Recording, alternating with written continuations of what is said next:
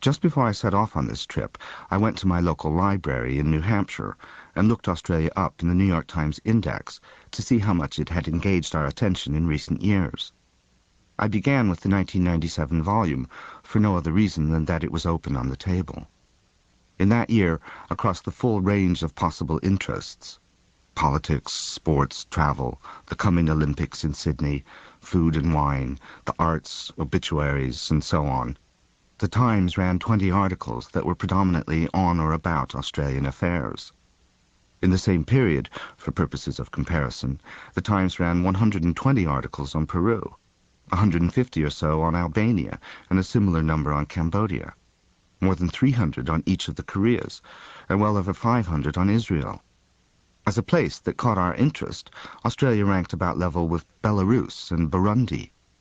Among the general subjects that outstripped it were balloons and balloonists, the Church of Scientology, dogs, though not dog sledding, Barney's Incorporated, and Pamela Harriman, the former ambassador and socialite who died in February 1997, a misfortune that evidently required recording 22 times in the Times.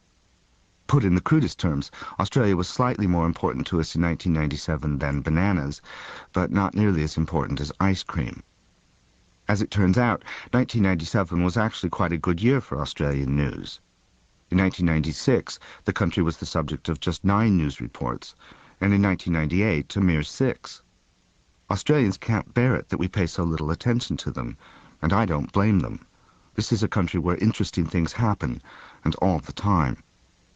Consider just one of those stories that did make it into the Times in 1997, though buried away in the odd sock drawer of Section C.